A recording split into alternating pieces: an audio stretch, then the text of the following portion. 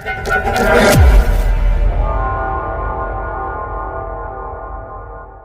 आज फिर मैं आप लोगों के लिए एक बहुत ही मज़ेदार का वीडियो लाया हूं। तो देखो, जैसे यहाँ पे लिखा हुआ है, वह पढ़ने के लिए आया है, मैं तुम्हारे लिए आया हूं, मैं अपनी माँ के लिए कुछ फल खरीदूंगा। तो देखो, इन सारे शब्द में, सारे सेंटेंस में के लिए एक शब्द आया है। तो बताओ, के लिए की अंग्रेजी क्या होता है? तो आप में से अधिकांश स्टूडेंट कहोगे सर के लिए की अंग्रेजी फॉर होता है, लेकिन ऐसा नहीं है, ये बिल्कुल गलत है।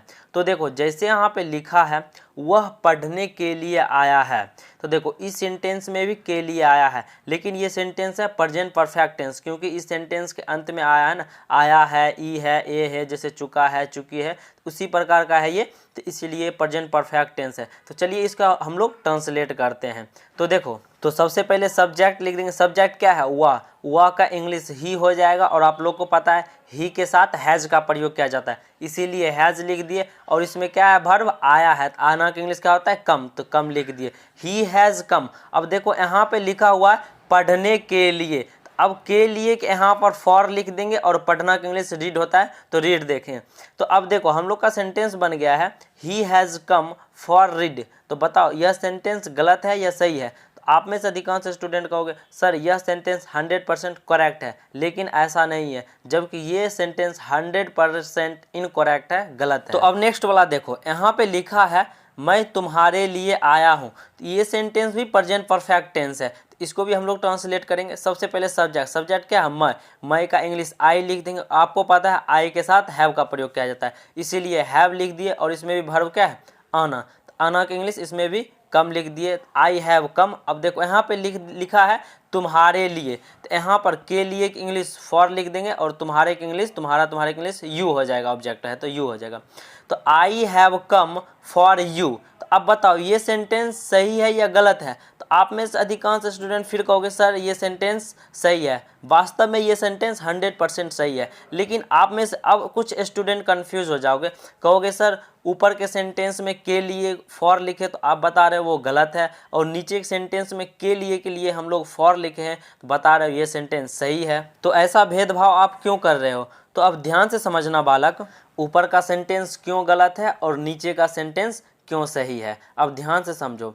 तो आप लोग को पढ़ाया गया है फॉर का इंग्लिश के लिए होता है, लेकिन ऐसा नहीं है। टू, TO2, इसका मतलब भी होता है के लिए, फॉर मतलब भी होता है के लिए, लेकिन टू मतलब भी होता है के लिए। अब जैसे देखो यहाँ पे लिखा है वह पढ़ने के लिए आया है, तो इसका करेक्ट वे होगा, सही आंसर होगा इसका he has come to read.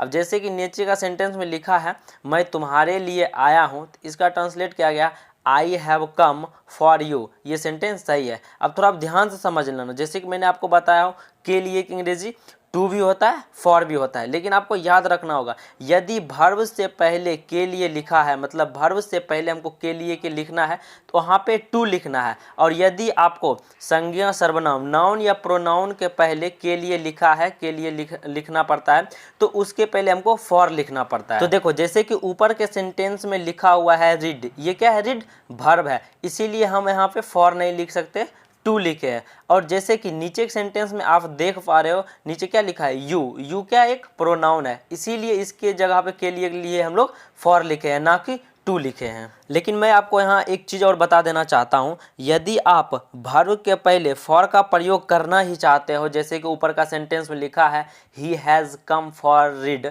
यहाँ पे आप चाहते हो फॉर ही लिखा रहे, तो आपको उसके लिए एक ही चीज़ उसमें ऐड करना है, उस वर्ब में सिर्फ आपको ING लगा देना है। मतलब कि जैसे फॉर रीड लिखा हुआ है तो आपको कर देना है फॉर रीडिंग, फिर ये भी सेंटेंस 100% करेक्ट हो जाएगा। जैसे आप लिख दोगे ही हैज़ कम फॉर रीडिंग, ये सेंटेंस 100% करेक्ट हो गया। और जैसे ऑलरेडी नीचे हम लिखा ही है he has come to read, ये भी सेंटेंस करेक्ट हो गया।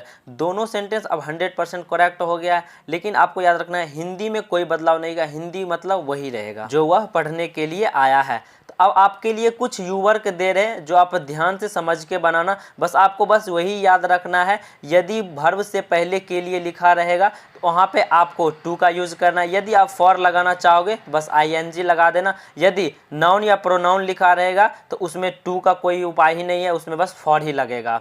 तो अब आपके लिए कुछ यू वर्क दे रहे हैं जिसे आप कमेंट में ध्यानपूर्वक बना देना। तो मिलते हैं ऐसे ही एक नेक्स्ट वीडियो में। Have a good day and take care.